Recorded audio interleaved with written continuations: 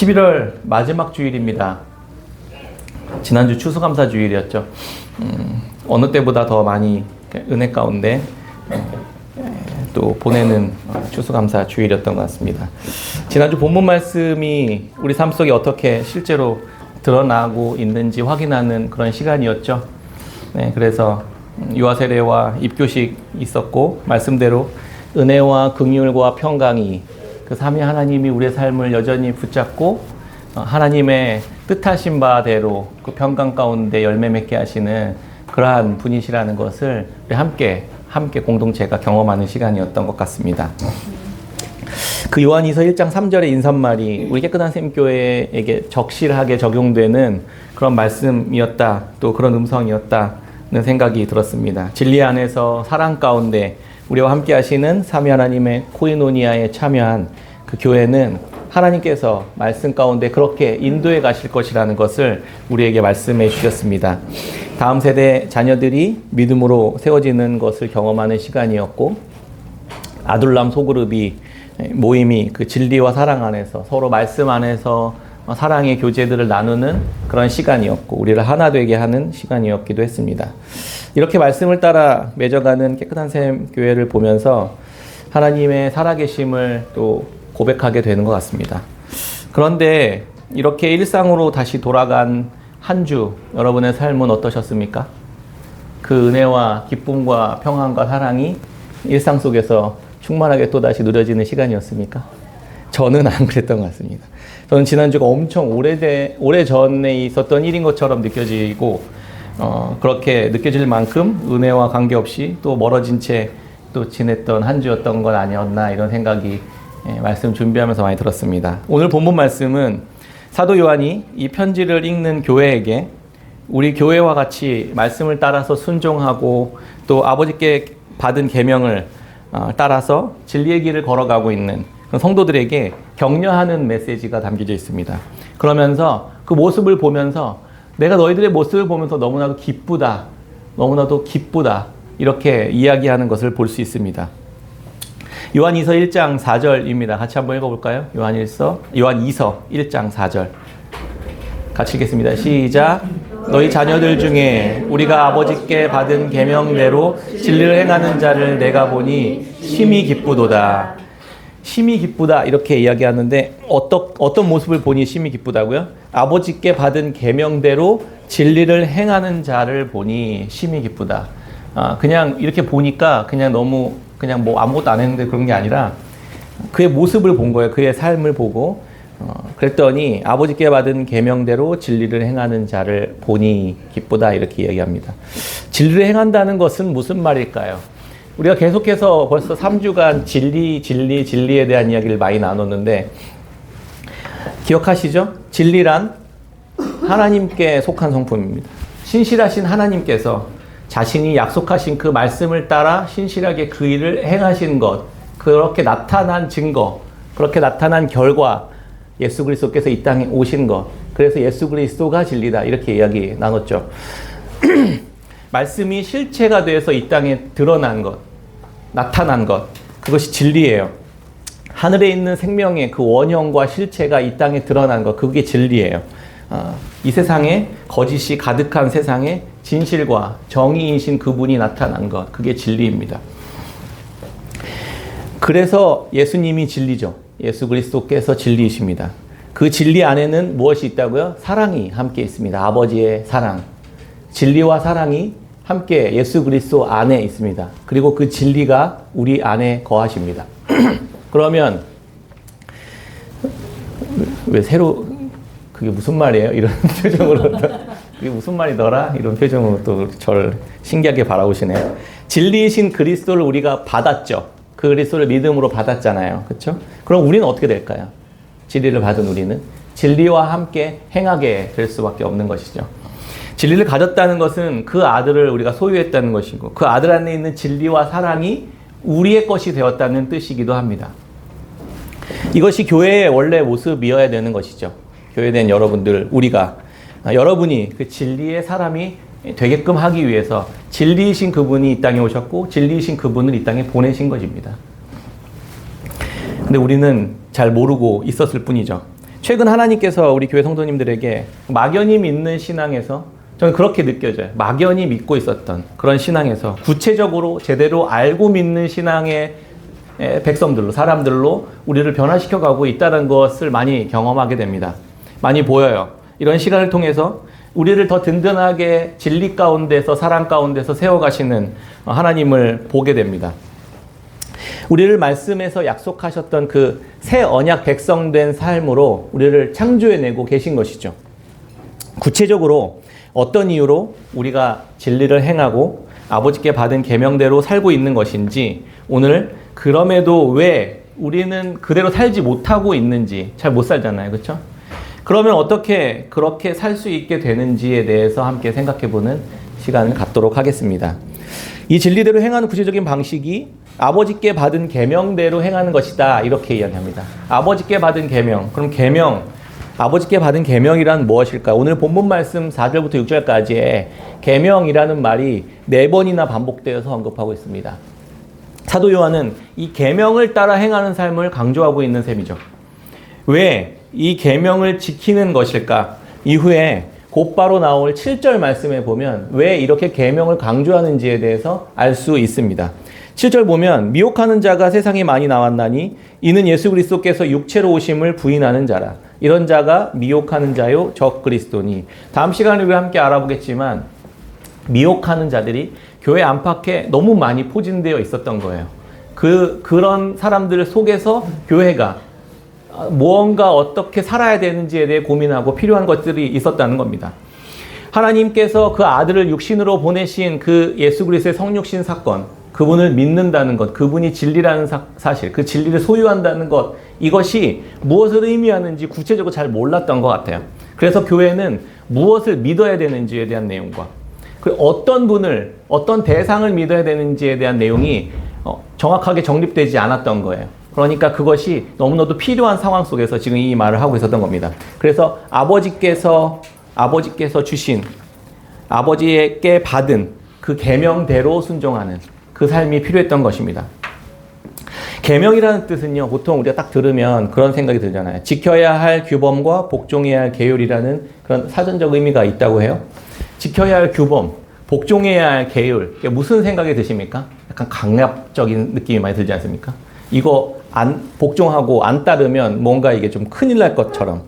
그래서 법은 뭔가 해야 할 것과 하지 말아야 할 것들에 대한 내용으로 그렇게 생각하고 있습니다. 그런데 성경 말씀에서는 조금 다른 뉘앙스가 있습니다. 이 엔톨레라는 이 단어에는요, 명한 바 된 것이라는 뜻이 있다고요. 명한 바 된 것. 그러니까 그 안에는 지키고 행해야 할 것, 그리고 믿어야 할 것들이 함께 담겨져 있는 의미가 이렇게 있는 것이죠. 좀 더 생각해 보겠습니다. 이게 무슨 말인지. 군대에서 지켜야 할 계명은 국민의 안전과 생명과 재산을 지키기 위해 부름받아서 나라를 지키는 군인들을 위해서 만들어진 법입니다. 그래서 그것에 따라 철저히 명령하고 철저히 복종해야만 하는 관계가 생기는 것이죠.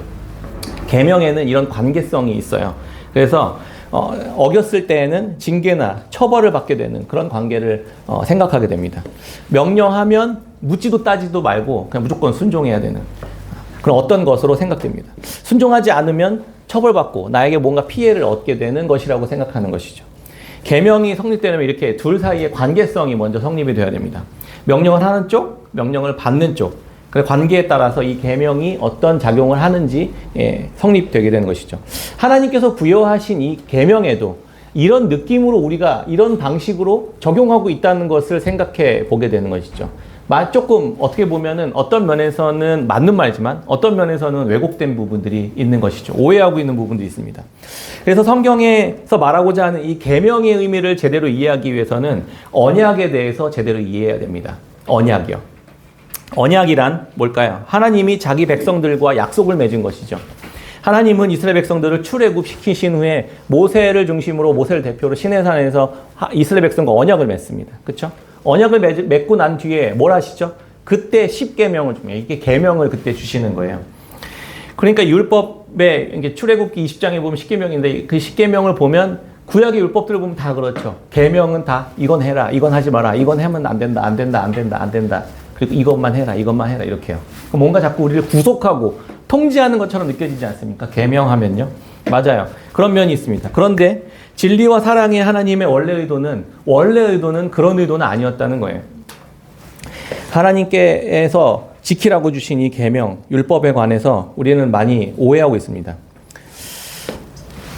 이것을 잘 지키면 내가 너희들을 애굽의 노예에서 벗어나게 해줄게. 이렇게 한 건가요?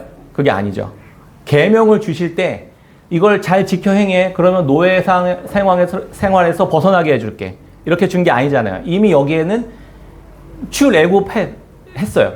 노예 상황에서 벗어났어요. 죄와 사망 가운데서 건져냈습니다. 그리고 나서 언약을 맺으면 그 다음에 계명을 주신 거죠. 순서를 잘 기억해야 됩니다. 우리는 이 순서를 뒤집어 놓습니다. 늘 그렇게 생각해요. 계명하면 이걸 잘 지켜 행해야 돼.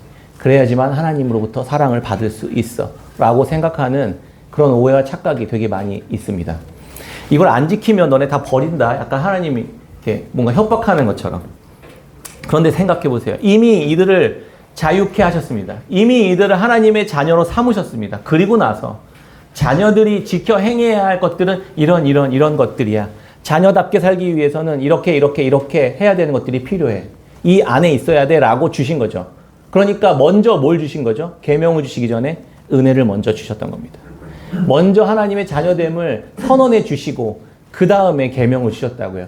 그러니까 이 계명에 대해서 오해하는 일들이 있으면 안 되는데 우리의 죄된 본성은 아까 군대에서 말한 것처럼 그렇게 안 지키면 뭔가 나에게 해를 가하시는 하나님처럼 생각하고 있었다 이 말입니다. 하나님 얼마나 억울하고 답답하시겠어요. 원래 하나님께서 주신 계명에는 하지 말라 이런 말씀이 많았어요. 그래서 그 하지 말라라는 계명을 생각하기 전에 그 전에 어떤 은혜를 넘치도록 주셨는지를 늘 기억해야만 한다는 것입니다. 우리가 하나님의 계명을 대할 때요. 예를 들면 이래요. 군대에서 고참들이 제가 군대에 있을 때 이등병 이렇게 됐을 때 1,000원을 띡 주면서 야 이등병 야 PX 가가지고 닭강정이랑 만두랑 뭐 콜라랑 사이다 7개만 사갖고 와. 그리고 남은 거 니 가져. 이래요. 1,000원 주고. 그러면 뭐라고 하시는지 아십니까? 그럼 어떻게 하라는 거예요? 내 돈 넣어서 사갖고 오라는 거잖아요. 악한 권세자들은 늘 이런 방식입니다. 늘 사람들을 통치하고 통제하고 착취하려고 하는 것이죠. 부려먹어요. 우리는 하나님을 이런 식으로 오해합니다. 이렇게 하나님의 계명이 요구하는 바는 전혀 다르죠. 진짜 넉넉히 먼저 주고 그리고 이것들을 행할 수 있도록 하신다는 겁니다.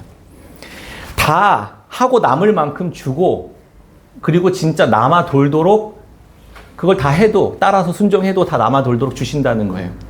아담에게 선악을 알게 하는 나무의 열매를 먹지 마라는 계명을 주실 때 우리는 늘 그런 생각을 하죠. 왜 그거 쪼잔하게 그거 하나 안 주고 왜 이걸 지키라고 하나 이렇게 생각하죠. 선악을 알게 하는 나무의 열매를 먹지 말라라고 하신 이 창세기 2장 17절의 말씀은 그 16절에 뭔가 전제가 더 있었다는 걸 우리가 늘 놓쳐요. 에덴 동산에 있는 각종 나무의 모든 열매 네가 다 먹어라. 다 마음껏 해라. 이렇게 은혜를 먼저 주시고 이거 하나는 안 돼. 이렇게 얘기했다는 거예요. 계명을 생각할 때 먼저 은혜를 주셨다는 것을 기억해야 됩니다. 아담은 온 세상 만물의 주권자인 하나님의 자녀로 태어났어요. 말하자면 지금으로 말하면 황금수저 엘리트 중에 엘리트로 태어난 거죠. 모든 걸 다 가진 왕의 자녀로 태어났으니까. 그리고 다 허락받았습니다. 은혜를 받은 것이죠. 그런데 금지된 한 가지 그 요구를 어겨버린 거예요. 예를 들면 대기업 회장의 집에서 태어나서 마음껏 누리며 살고 있었다가 아버지의 경영권이 걸린 주식을 몰래 훔쳐다 팔아먹은 거랑 똑같다는 거예요. 절대 손대면 안 되는 그 한 가지. 팔아먹고 지금 요즘에 잡코인에서 다 날린 거죠. 그러면 아버지 입장이 어떻겠습니까? 그 한 가지 요구가 그렇게 어려운 것이었을까? 이미 그가 누리고 있는 것을 잃어버리면 그 한 가지 요구가 그렇게도 어려운 게 된다는 겁니다. 그런데 우리는 늘 그 금지한 그것에만 집중해서 하나님이 도대체 뭔데 그것을 금지하냐 이러면서 우리는 하나님께 분노하고 있는 것이죠. 이왕 허락하실 거면 좀 다 허락하시지. 쪼잔하게 이거는 왜 금지해서 아이고 진짜 이렇게 생각한다는 겁니다. 완악하고 완고하고 패역한 마음을 계속 가지고 있었던 겁니다. 먼저 계명을 생각할 때 그 전 단계를 잃어버리면 이런 방식으로 타락하게 된다는 겁니다. 출애굽기 20장 1절에도 마찬가지예요. 10계명을 주실 때 하나님이 뭐라고 말씀하셨는지 1절에 보면 20장 1절에 이런 말씀이 있습니다. 하나님이 이 모든 말씀으로 말씀하여 이르시되 나는 너를 애굽 땅 종되었던 집에서 인도하여 낸 내 하나님 여호와니라. 너를 종되었던 땅, 소망이 없고 아무런 가치가 없어 사람들에게 버려진 바 된 그 자리에 노예처럼 근근히 평생 대대손손 먹고 살 수밖에 없는 그런 비참한 인생에서 내가 너를 건진 하나님이다. 이걸 먼저 선언해 주셨다는 겁니다. 먼저 건지시고요. 그리고 십계명을 주셨다는 거예요. 아름자매가 이제 3살 된 희성이를 양육하면서 어려워하는 부분이 있습니다. 시간이 지나면서 점점 하지마 이 말이 자기 입에 계속 붙었대요. 너무 괴롭대요. 하지마 이렇게요. 왜 그럴까요? 엄마의 눈에 3살 난 남자 어린아이의 모습은 너무 위험해 보이기 때문입니다. 하는 것마다 물건을 막 집어 던지고 예의 없이 행동하고 다른 사람들에게 피해를 주거나 자기 자신에게 해를 가하는 일들을 막 하기 때문에 그렇습니다. 엄마 눈에는 그게 훤히 보이죠. 그렇게 하면 안 되는데, 그러니까 하지마 하는 거예요. 저희 아버지께 의사가 고혈압, 당뇨가 발생할 위험이 너무 높으니까 생활 양식과 패턴을 바꿔야 됩니다. 이렇게 말해요. 그러면 단 것 피하고 짠 것 피하고 탄수화물 먹으면 안 되고 밀가루도 안 되고 커피도 안 돼요. 그래서 믹스 커피, 그렇게 좋아하는 믹스 커피도 한 잔 못 드십니다. 그러면 이 의사의 말은 환자를 짜증나게 하거나 환자를 괴롭게 하거나 환자를 더 아프게 하려고 하는 말일까요? 그런 명령일까요? 명령도 아니죠, 사실은. 지켜야 할 어떤 계명이죠. 의도를 오해하고 왜곡하면 의사를 원망합니다. 왜 나를 이렇게 못 먹게 해서. 그런데 잘 생각해 보세요. 그걸 안 지키면 어떻게 되죠? 그걸 안 지키면? 병이 걸립니다. 내 건강한 몸이 심각한 상황에 처해진다고요. 그러니까 하지마 하는 거예요. 근데 우리는 화를 냅니다. 짜증을 내고요.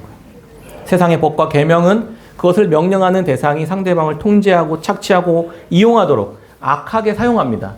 군대에서 고참처럼요. 그런데 원래 하나님께서 세우신 법과 계명은 하나님이 아니라 그 백성들에게 유익하도록 주셨다는 겁니다. 선하신 하나님께서 자기 백성에게 계명을 주신 이유는 그렇게 살지 않을 때 그의 삶에 심각한 피해가 발생하고 심지어는 관계가 망가지고 파괴된다는 걸, 그런 결말에 이른다는 것을 아셨기 때문에 주셨던 말씀이라는 겁니다. 계명은 우리를 아름답게 지키고 성장하고 열매 맺게 하도록 하는 방법으로 우리에게 알려주신 것이지 우리의 자유를 억압하고 통제하고 빼앗으려고 주신 게 아니다, 이 말입니다. 계명을 어기면 벌 주고 고통을 주고 통제해서 착취하려고 주신 게 아니다, 이 말입니다. 이게 하나님께서 주신 계명 안에 담긴 원래 하나님의 선하신 의도였습니다. 계명에 대한 오해를 가지고 있으면 그래서 하나님과의 관계에도 늘 문제가 생겨요. 뭔가 일 잘 안 풀리면 내가 하나님 말씀대로 잘 안 순종해서 하나님 나한테 벌 주시는 건가? 그렇게 생각하는 경우가 많습니다. 고혈압 환자가 의사의 말을 지키지 않고 자유롭게 마음껏 생활하다가 여러 가지 합병증이 생기면 누구 책임입니까? 의사의 말을 지키지 않고 무질서한 삶으로 내 마음대로 행동한 내 자신의 잘못이지 그 말을 전해준 의사가 잘못입니까? 엄마가 위험한 물건 던지면 안 된다, 그렇게 얘기했는데 결국 집어던져서 유리창이 깨지고 화분이 깨지고 내가 다치면 누구 잘못이죠? 그런데 왜 누굴 탓하는 거예요? 우리는 하나님에 대해서도 이렇게 생각합니다. 말씀을 지켜 행하면 우리에게 다 유익이 됩니다. 지키지 않아서 망가진 삶이 하나님 책임이 아니다, 이 말입니다. 언약을 통해서 하나님께서 우리와 이루고 싶은 모습은 원래 그래서 이렇게 선한 의도의 결과들, 열매들을 맺게 하시기 위함이었습니다. 우리가 하나님을 사랑하는 것이고 그 사랑으로 이웃을 사랑하는 것입니다. 그게 계명의 원래 정신이었잖아요. 하나님께서 세상을 만드실 때 그런 세상이 이 땅에 펼쳐지기를 꿈꾸셨습니다. 하나님을 사랑한다는 것, 믿어야 할 대상이죠. 대상과 그분 안에 있는 내용, 예수 그리스도를 받아들이는 것. 그게 하나님을 사랑하는 것입니다. 그 안에 뭐가 있다고요? 먼저 은혜가 있습니다. 그래서 하나님은 우리를 은혜롭게 우리를 사랑하시는 그 사랑을 먼저 주셔요. 그리고 나서 계명을 이야기합니다. 이웃을 사랑하라고요. 형제를 사랑하라고요. 하나님의 그 크신 사랑과 은혜가 줄어들면 줄어들수록 형제와 이웃을 사랑할 수 없게 되는 것입니다. 부모와 자녀라는 관계 속에서 부모가 자녀에게 행하는 사랑, 이런 관계 속에서 사랑은 여러 가지 다양한 모습으로 나타난다고 했습니다. 부모가 자녀를 사랑할 때 사랑은 어떤 형태로 드러난다고 했죠? 부모가 자녀를 돌보고 채우고 공급하고 먹이는 방식으로 보호하고 책임지는 방식으로 사랑의 모습이 드러납니다. 자녀는요, 부모의 말씀에 순종하는 방식으로 사랑이 드러나는 것이죠. 부모가 자녀에게 순종하면 제대로 된 사랑이 아니죠. 자녀가 부모를 책임지려고 하면 그것도 제대로 된 사랑이 아닙니다. 그 형태와 모양이 바뀌면 안 돼요. 남편이 아내에게 하는 사랑은 골로새서 말씀에 따르면 아내를 사랑하고 괴롭게 하지 않는 게 남편이 아내를 사랑하는 방식입니다. 그러면 아내가 남편을 사랑하는 방식은 뭘까요? 복종하는 겁니다. 골로새서 3장 13절에 하나님 그렇게 말씀해요. 그 사랑의 형태가 다르다고요. 모양이 다르다고요. 아비들은 자녀에게 노엽게 하지 않는 것이 사랑입니다. 그러면 자녀는요, 부모에게 순종하는 것이 사랑이죠. 사랑의 모습과 형태가 다릅니다. 그러면 하나님과의 관계는 어떨까요? 사장이 직원과의 관계도 마찬가지 그런 것처럼 하나님과 우리의 관계는 어때야 될까요? 하나님은 우리를 어떻게 사랑하시죠? 자기 아들을 내어주시기까지 사랑하신 것입니다. 책임지고 돌보고 보호하고 지키시는 방식으로 우리를 사랑하신다고요. 그러면 우리는 어떻게 해야 되죠? 그의 계명에 따라 순종하는 방식으로 하나님을 사랑하는 방식이 드러나는 겁니다. 구약이나 신약이나 다 마찬가지입니다. 이 언약의 원리도 사랑의 원리도 하나님은 자기 백성에게 은혜를 주시고 그에 따른 계명을 주셨습니다. 그게 옛날 계명이에요. 옛 계명, 10계명이요. 그런데 이스라엘 백성들은 그걸 어떻게 했죠? 그 계명을 버리고 제 멋대로 살다가 포로로 끌려갔습니다. 그런데 자기의 허물과 자기의 욕심대로 살다가 포로로 끌려가 모든 삶을 다 탕진해버린 그 이스라엘 백성들에게 하나님은 어떻게 대하셨죠? 그들을 포기하지 않으시고 그들과 맺었던 신실하신 언약을 끝까지 지켜 행하시기로 작정하십니다. 그리고 그 약속이 그 아들 예수 그리스도가 이 땅에 보내어지는 방식으로 다시 드러났다는 거예요. 예수님은 제자들에게 그 구약의 계명을 포함한 더 크고 온전한 새로운 계명을 더 주셨습니다. 그 옛 계명을 지켜 행하지 못했던 그들에게 그들의 못 지켰던 모든 계명들을 본인이 다 지켜 행하심으로 우리에게 은혜를 베푸시고 우리에게 그 계명, 새로운 계명을 이웃을 사랑하라는, 형제를 사랑하라는 새로운 계명을 주셔서 우리로 하여금 지키도록 도전하셨던 것입니다. 요한일서 3장 23절 말씀에 이렇게 말씀하십니다. 그의 계명은 이것이니 곧 그 아들 예수 그리스도의 이름을 믿고 그가 우리에게 주신 계명대로 서로 사랑할 것이니라. 새 계명도 마찬가지예요. 먼저 그 아들 예수 그리스도를 주셨고 그 예수 그리스도를 그냥 믿음으로 받기만 하면 되는 은혜를 먼저 주셨다고요. 믿음으로 그분을 받고 우리는 죄와 사망과 거짓과 불의로 가득한 이 자기중심적인 삶에서 벗어나지 못한 채 그것을 끊임없이 충족하려고 노력하고 애쓰고 수고하며 그렇게 고아처럼 살던 우리에게 예수 그리스도께서 오셔서 십자가에서 자기의 삶을, 생명을 내어주심으로 우리를 그 죄된 삶에서 건져내셨습니다. 예수님을 믿는다는 의미는 내가 더 이상 내가 내 중심이 된 삶이 아니라 내 기준이 된 삶이 아니라 영원한 생명을 주신 이 그리스도께서 내 삶의 기준이시며 중심이라고 고백하는 진실한 고백을 하면서 나타나게 된다는 것입니다. 예수님을 믿는다는 그 사람의 형태는, 행동은 그런 방식으로 나타난다고요. 내 옛자, 내 옛 본성이 십자가에서 죽고 죄인된 나를 위해 자신을 내어주신 그리스도의 삶을 따라 계속해서 살아가고 행하며 나타나는 그렇게 새로운 방식으로 나타나는 자들로 탄생하게 된다는 거예요. 요한복음 13장 34절에 이렇게 말씀하죠. 새 계명을 너희에게 주노니 서로 사랑하라. 내가 너희를 사랑한 것 같이 너희도 서로 사랑하라. 이렇게 말씀하셨습니다. 예수님은 서로 사랑하라는 새 계명을 주셨어요. 그 전에 은혜를 주셨다고 했죠. 늘 말씀을 보실 때 꼭 이 관점을 잃어버리지 않으셨으면 좋겠습니다. 우리에게 사랑하라고? 나 이제 또 사랑해야 돼? 뭔가? 그 말씀을 그렇게 해석하기 전에 어떤 은혜를 주셨는지 찾아보시라고요.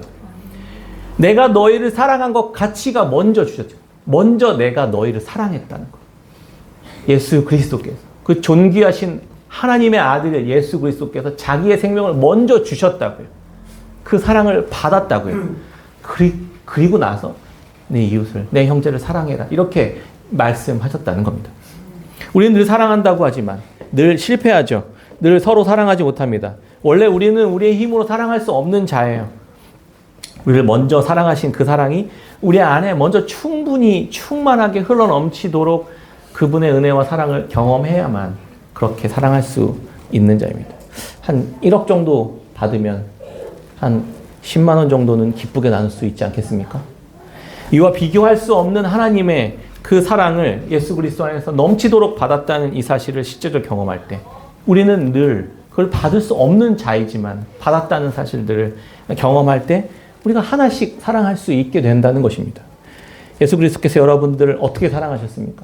다 각자 하나님과의 관계와 추억 속에서 주님이 나를 얼마나 어떻게 사랑하셨는지 다 기억하고 있지 않습니까? 제가 지난주에 말씀을 보면서 그런 생각을 했어요.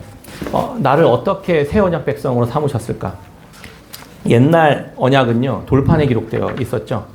돌판에 기록해서 언약 말씀을 주셨습니다. 그러니까 이스라엘 백성들이 그걸 지키지 못했어요. 그래서 예레미야 31장 31절에 보면, 33절에 보면, 포로로 끌려간 그들에게, 그 율법, 하나님의 그 사랑의 언약을 버려버린 그 백성들에게 하나님은 찾아가셔서 선지자를 보내서 이렇게 약속하십니다.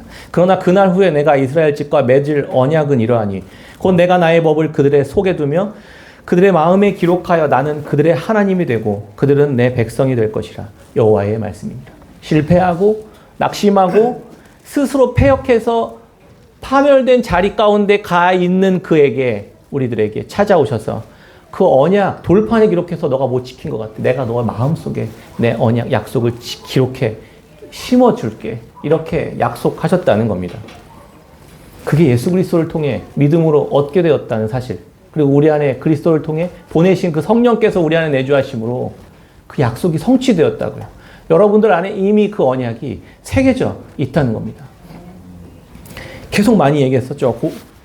공동서신에서 야고보는 그거를 여러분들의 마음속에 이미 그 영원한 생명의 말씀이 심겨져 있습니다. 그냥 온유함으로 받기만 하십시오. 이렇게 말씀하셨고, 베드로는요, 썩지 않고 더럽지 않고 쇠하지 않는 그 나라, 그 영원한 생명이 여러분들의 마음을 찾아오셨고 그것이 여러분들을 새롭게 만들었습니다. 이렇게 이야기하잖아요. 태어났습니다. 새롭게 태어났습니다. 여러분들 이렇게 얘기하지 않습니까? 그때 하나님은 그들과 언약을 잊지 않으셨다는 겁니다. 그들이 자기의 죄로 인해 넘어져 있는 그 자리에 주님은 찾아오셔서 더 새로운 것으로 넣어주셨어요. 새롭다는 의미 두 가지 얘기했었죠. 새롭다, 이 뭐라고 했죠? 성경에서 두 가지 의미로 구별해 사용합니다. 첫 번째는 아나카이노세이라는 단어를 사용한다고 해서 새롭다는 것. 그것은 new, renew라는 의미의 새로움을 사용한다고 했었습니다. 기존에 있었던 것, 새로운 것으로 바꾸는 갱신, 재개의 의미입니다. 그러니까 운전면허증을 새롭게 갱신해서 발급받는 거죠. 그 전에 있었던 운전면허인데 새롭게 그냥 바꿔서 새롭게 갱신된 운전면허를 받는 것 같아요. 이 리뉴의 의미들이죠. 그런데 이 새 계명을 받은 새 언약 백성들이라는 단어에 쓰이는 새는 이 아나카이노세라는 단어를 쓰지 않고 헬라어로 카이넨이라는 단어를 사용한다고요. 카이넨. 이것이 진짜 뉴예요. 뉴. 지난번에도 이야기 드렸지만 새 제품할 때 정도의 새로움이 아니라 이전에는 아예 한 번도 존재하지 않았던 새로움이라고요. 전에는 본 적도 없고 들은 적도 없는 새로움.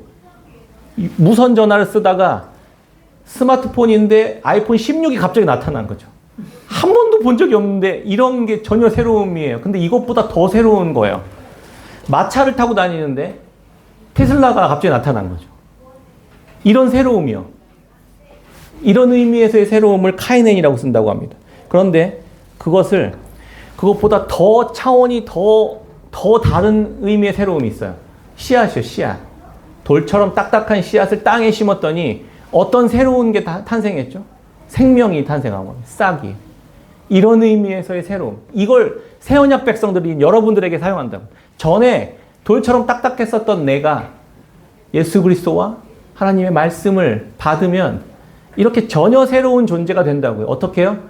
아예 사랑할 수 없었던, 진리 안에서 사랑하는 것이 무엇인지도 모르던 우리가 사랑할 수 있게 되는 존재가 되었다는 것입니다. 그게 여러분들이 받은 말씀이고 진리의 말씀이고 계명이고 그 그 계명에 따라 순종한 여러분들의 모습이 이렇게 새로운 존재로 탄생하게 되는 새 언약 백성으로 하나님께서 만들어내셨다는 것입니다.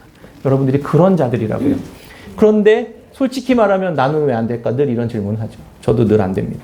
추수감사주일에 은혜를 입어놓고 한 주 만에 은혜를 잃어버리고 내 멋대로 다시 살아가는 삶으로 돌아가 버리는 나. 언약은 우리에게 어떻게 말해 주는 것일까? 이 계명 앞에 제가 지난 한 주에 설 때 우리 본문 말씀 같이 말씀 묵상하고 있는 게 그게 베드로전서 묵상이었잖아요. 베드로전서 2장 4절 말씀 묵상하면서 예수님이 나에게 어떻게 다가오셨는지 어떤 은혜를 베푸셨는지 다시 묵상하는 시간을 갖게 되었습니다. 이렇게 2장 4절에 이렇게 말해요. 사람들에게는 버림바가 되었으나 하나님께는 택하심을 입은 보배로우신 산돌이신 예수께 나아가 이렇게 말씀합니다. 사람들에게 버림받은 예수 그리스도, 그걸 묵상하는데 그 말이 제 마음속에 그냥 탁 꽂히는 거예요. 왜 영광스럽고 왜 존귀하신 그 하나님의 아들이신 예수 그리스도가 사람들에게 왜 버림받으셨지? 그럴 대상이 아닌데, 그런 취급을 받을 뿐이 아닌데 왜 사람들에게 버림받으셨을까? 저 때문이었습니다. 저 때문에요. 내가 사람들에게 더 이상 쓸모없는 자로 취급받고 있었고 아무도 나 같은 자에게 관심도 없이 버려지고 방치된 그 자리에서 홀로 슬퍼하고 내 죄로 인해 낙심하고 절망한 그 자리에 있는 나에게 찾아오시기 위해 그분이 버림받는 자리를, 버림받는 사람의 모습을 입으셔야 했던 것입니다. 나같이 버림받은 자에게 찾아오시기 위해 그분이 버림받으셨다는 것입니다. 그래야만 나에게 찾아오실 수 있었기 때문입니다. 돌처럼 딱딱한 씨앗 같은 내게 생명을 주셔서 싹이 되고 풍성한 열매를 맺을 생명의 나무로 우리를 새롭게 하시기 위해서 예수 그리스도께서 사람들에게 버림받는 모습으로 오셨던 것입니다. 그렇게 새로운 언약을 받은 자로 예수 그리스도를 믿음으로 은혜를 우리는 그렇게 받았던 것입니다. 나처럼 사람들조차 세상에서조차 그렇게 쓸모없는 사람 취급받았던 나에게 다가오시기 위해 주님이 그 취급을 받으셨던 겁니다. 제가 목요기도에서도 잠깐 나눴는데요. 지난 한 주는 조금 힘든 시간이었습니다. 추수감사주일 지나면서 엄청 큰 은혜를 경험하고 감사하고 그 황홀하고 기뻐했었지만 금세 제 삶은 말씀으로 더 충만해지기보다 가라앉아 버렸던 시간이었던 것 같습니다. 지난주는 계속 피로가 쌓였던 것이었는지 계속 반복되는 일정 속에서 좀 지쳤던 시간이었던 것 같습니다. 하루도 쉬지 못하고 계속되는 일정 속에서 나는 왜 계속 무언가 주기만 하고 내어주기만 하고 주기만 해야 되는 그런 삶을 살아야 될까? 이런 생각이 제 안에 훅 들어왔어요. 갑자기. 내 시간을 내어줘야 되고 말씀을 가르쳐야 되고 복음 중심으로 양육을 해야 되고 1:1 멘토링 해야 되고 봉사도 해야 되고 사람들 케어도 해야 되고 권면도 해야 되고 이야기를 들어줘야 되고 준비도 해야 되고 앞으로 또 어떤 것들을 계속해서 생각해야만 하는 그런 상황 속에서 제 마음이 조금 어려웠던 것 같습니다. 연말이라고 이런저런 구제를 위해 요청하는 물건이나 사람도 찾아오셔서 제 것을 좀 나눠야 하는 상황들이 있었습니다. 돈과 시간들, 내 은사들, 내가 가지고 있는 것이라고 생각했던 무언가를 나누어야만 하는 시간들이었습니다. 평소에는 사실 이게 아무렇지도 않았었거든요. 사실 뭐 그냥 큰 문제가 안 됐었는데 특히나 이번 주에 제 마음을 조금 힘들게 하는 시간이었던 것 같습니다. 하나님께서 무언가 가르쳐 주시고 이 본문 말씀을 통해 우리에게 함께 나누고자 하시는 말씀을 깨닫게 하시기 위해 하신 일이라고 생각합니다. 왜 그랬을까요? 내가 받은 은혜가 얼마나 큰지 하나님께서 생각해 보도록 하신 시간이었던 것 같았습니다. 계속되는 내어줌의 시간을 통해서 채워져 있던 하나님의 은혜와 사랑이 내 안에 점점 고갈되어져 가고 그것을 잊어버리고 있었던 제 삶을 생각해 보게 되었습니다. 내 순간 기도 속에서 이런 기도가 나오는 거예요. 하나님, 나를 위해선 아무도 내주지 않는데 왜 사람들은, 왜 내 삶은 계속해서 빼앗기는 것처럼 무언가 내주기만 해야만 합니까? 그리고 제 마음속에서는 한 단어가 생각났습니다. 아깝다. 너무 아깝다. 내 삶을 내어주는 게 너무 아깝다. 이런 생각이 제 안에 들더라고요. 순간 제 마음에 떠오르게 하는 한 가지 생각이 있었습니다. 하나님께서 세상에서 아무짝에도 쓸모없고 버려지고 방치된 것 같은 나에게, 우리들에게 보내시기 위해 사랑하는 아들 예수 그리스도를 보내실 때 제가 하나님께 질문했습니다. 하나님, 그 아들을 보내실 때 아깝지 않으셨어요? 저는 너무 아까웠을 것 같은데 너무 억울하지 않으셨어요? 더럽고 추악하고 아무도 관심 갖지 않는 그 버려진 인생을 향해 자기 아들을 내어주시려고 하실 때 아깝지 않으셨어요? 제가 주님께 그렇게 질문했습니다. 나는 이 작은 것 나누면서도 너무 아깝던데? 그런 제 모습 앞에 하나님 아무 말씀도 안 하셨어요. 그런데 제 마음에 예수 그리스도를 바라보면 바라볼수록 그분 하나도 아까워하지 않으시는 것이 느껴졌습니다. 그분은 우리를 너무나도 사랑하셔서 아까워하신 게 아니라 넉넉히 내어주고도 더 내어주지 못해 미안해하는 마음을 갖게 되었습니다. 제가 그 모습 앞에 하나님 앞에 회개하고 제 마음이 무너져 버렸습니다. 하나님, 제가 이렇게 형편없는 자였습니다. 그렇게 고백할 수밖에 없었습니다. 그리스도께서 나를 사랑하신 그 사랑을 받은 자답게 그 사랑으로 형제를 사랑할 수 있게 하나님 그 마음을 주십시오. 목요 기도회 때 함께 나누었습니다. 말씀을 맺습니다. 어떻게 하면 주님이 말씀하신 아버지께 받은 계명대로 진리를 행하는 자가 되어서 주님을 기쁘게 할 수 있을까요? 지난주에 운동 갔습니다. 예전에 고백했던 그 그로기 상태를 또 경험했습니다. 그날 저녁 아이들에게 칼국수를 끓여주고 저도 조금 먹었습니다. 지난주에 운동을 못해서 그런지 몸도 무겁고 밀가루 음식도 소화가 안 된 채 운동을 시작했죠. 인중제가 바빠서 못 나와서 선생님이랑 빠른 속도로 더 운동을 하다 보니까 더 무리가 되었던 모양입니다. 호흡도 꼬이고 체하고 컨디션도 안 좋고 그런데 막 빨리 하다 보니까 갑자기 식은땀이 나고 어지럽고 메스껍고 입술이 파래지면서 온몸에 힘이 빠지는 것 같은 경험을 했습니다. 근데 첫 번째가 아니었죠. 제가 예전에 한번 고백했는데 이번이 세 번째입니다. 또 땅바닥에 들어 누워서 헥헥대고 입술이 파래지고 있었던 사람들, 지나간 사람들이 저를 이렇게 보면 쟤 왜 저래 막 이러고선 쳐다보면서 한심하게 바라보는 것 같았습니다. 벌써 세 번째. 한 번, 두 번은 실수지만 계속 반복되면 그게 실력이라는 말이 생각납니다. 스스로 나에게 나는 왜 이렇게 미련할까? 왜 이렇게 바보 같을까? 이렇게 똑같은 걸 계속 경험하면서 왜 똑같은 걸 또 반복하고 있을까? 그러면서 후회가 밀려들고 자기 자신을 자책하면서 내가 다시는 운동하지 말아야지 이런 생각을 했습니다. 그때 사랑한다는 것이 무엇인지 깨닫게 하시는 하나님의 은혜가 있었습니다. 함께 저를 운동을 가르쳐주시는 그 헬스 선생님이 다른 사람들이 어떻게 보든 관계없이 제 옆에 같이 앉아서 저를 주물러주고 제 옆을 떠나지 않고 다른 사람들이 왜 그래요? 이러고 물어보면 운동 너무 갑자기 무리하신 것 같아요. 이렇게 설명해주고 잔소리하지 않고 정죄하지 않고 비난하지 않고 제 옆에 그냥 있어줬습니다. 그리고 왜 이렇게 되었을까? 밀가루 음식 드신 것 같아요. 지난번에도 밀가루 음식 드셔서 똑같은 거 했는데 다음번에는 운동 오시기 전에 밀가루 음식 드시지 마시고 미리 먼저 드시고 이렇게 오시면 좋겠어요. 이렇게 조언을 해줬습니다. 점점 상태가 나아지고 입술에 핏기가 돌아오면서 일어났습니다. 이 일을 통해 많은 것들을 깨닫게 되었습니다. 예수 그리스도께서 우리에게 대하신 방법과 너무나도 같지 않습니까?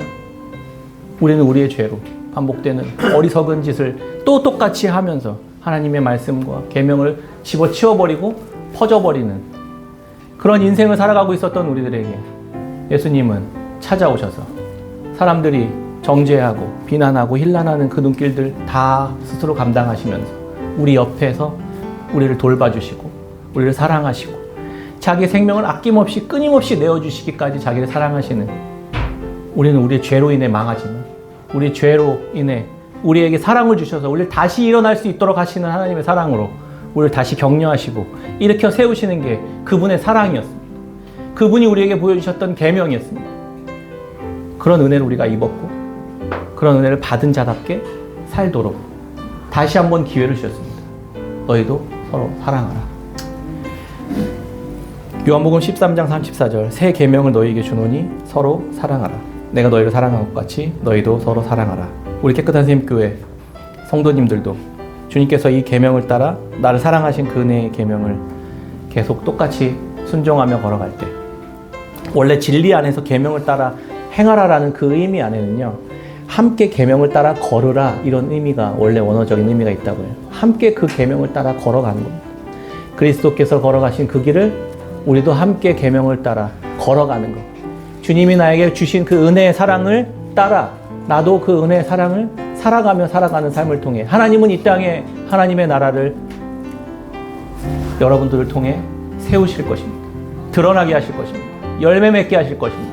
그리고 그 열매를 다른 이들이 함께 받아 먹으며 하나님을 영화롭게 하고 주님을 찬양하는 놀라운 일들이 여러분들을 통해 일어나게 될 것입니다. 우리가 그 길을 함께 걸으며 아버지께서 주신 계명을 따라 믿음으로 감사로 넉넉히 순종하며 걸어가는 저 여러분들, 우리 깨끗한 샘교회 성도님들 다 되시기를 주의 이름으로 축원합니다. 아멘.